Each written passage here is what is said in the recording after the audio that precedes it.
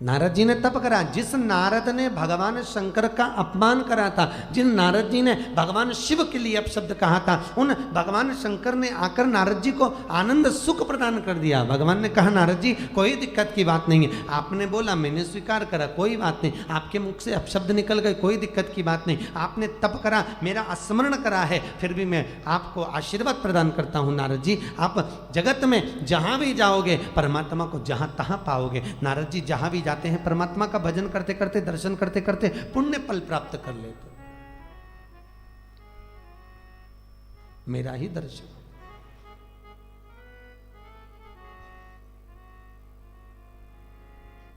अब आगे जो वर्णन आया है वो सृष्टि खंड का आया कि सृष्टि की रचना, मृत्यु लोक पर अगर कोई देव, अगर कोई देवता विनाश के समय पर अगर कोई बचा है तो वो केवल शिव बचा है, केवल शिव।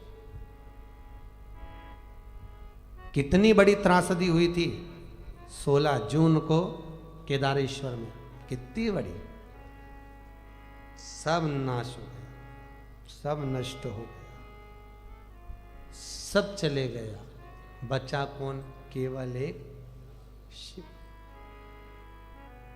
केवल एक शिव बचा।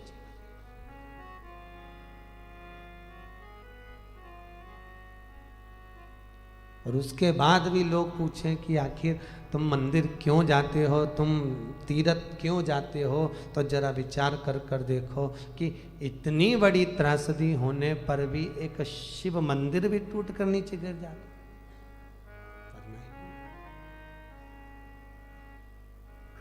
प्रलय के समय पर, विनाश पर कुछ भी नहीं है, एक पानी का केवल एक बुलबुला है, केवल एक बुलबुला। बुलबुले की आकृति क्या होती है? शिवलिंग, केवल शिव। उन्हीं भगवान शंकर के भाग से सुंदर भगवान विष्णु प्रकट हुए, और भगवान विष्णु ने फिर ब्रह्मा को प्रकट करा है नाभि से, और ब्रह्मा जी ने इस सृष्टि का रचना कर दी है। ब्रह्मदेव सृष्टि की रचना करें।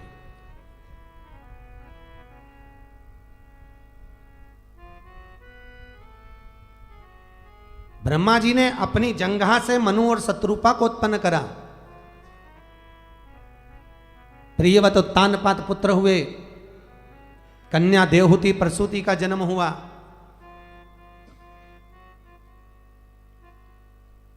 भगवान ब्रह्मा ने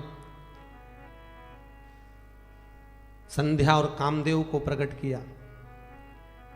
जिस संध्या ने भगवान का भजन कर कर, स्मरण कर कर चंद्रभागा नदी के तट पर, चंद्रभागा नदी की बालू रेत से शिवलिंग का निर्माण कर कर, पूजन कर कर उत्तम वर की प्राप्ति करी है, वो चंद्रभागा नदी का तट लिया है। चंद्रभागा नदी का तट कहां पर है? चंद्रभागा पंडर। आज भी प्रमाण है, अगर चंद्रभागा नदी की बालू रेत का शिवलिंग बनाकर जिसकी विवाह नहीं हो रहा हो, शादी नहीं हो रही हो, संबंध में देरी हो रही हो, चंद्रभागा नदी के बालू रेत का शिवलिंग बनाकर उसकी अर्चना कर कर उसी जलाशय में उसको विसर्जन कर दो तो बच्चा बच्ची का संबंध शीघ्र हो जाता। कितना भी शादी में देर हो रही हो तो भी हो जाता। आप लोग पंढरपुर जावें तो जरूर करें।